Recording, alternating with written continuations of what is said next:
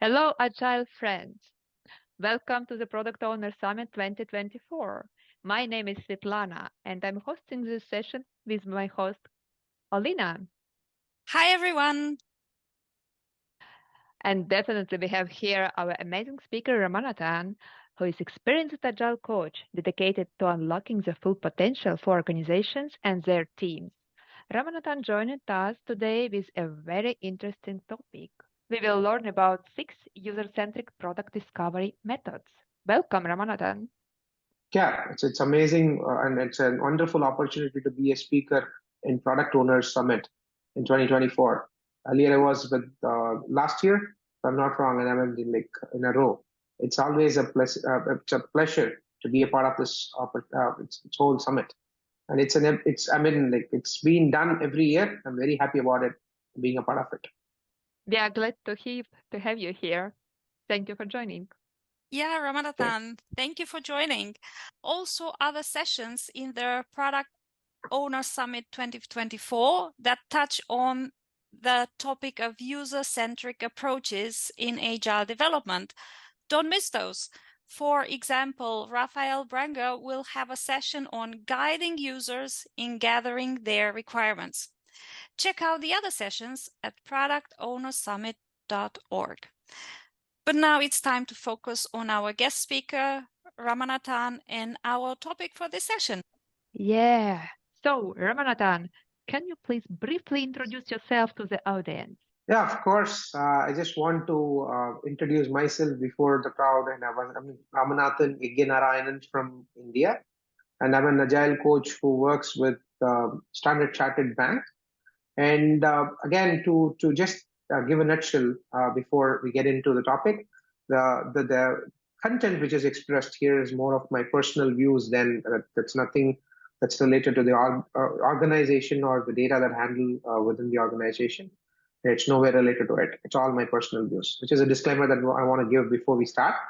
But about me, I've been primarily worked with automotive, e-commerce, and then pharma and all domain, and then have a rich experience with domain, and then I'm trying to have my interest towards the space on the product management arena, and then I want to just give a nutshell on the 6 user-centric product discovery methods today. Great. So I'm here to just get this, and then a quick introduction, and here is the handle where you can get connected to me on LinkedIn or Twitter.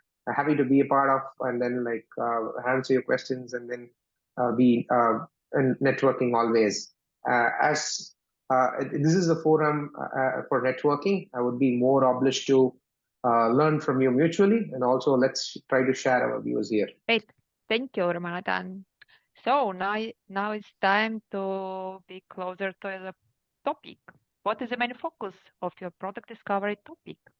So the main focus on the topic here is more of the process of deciding what to be built by uncovering the customer needs that we have, and also to evaluate and then test the potential ideas of any product. So if you look at it, I would say there are 2 ways, again, how we tend to validate our products. So the art of product management stands off about vision, value, and validation, where we tend to understand what is the real problem that we are to solve.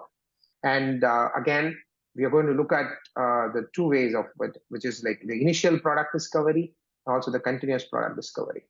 So we will be looking about the 6 user-centric product discovery techniques in our whole session, and then we're going to just look at what are all the examples and how each product companies are trying to do this with examples, and also with the way how they are trying to do it for both initial product discovery and also for the continuous product discovery.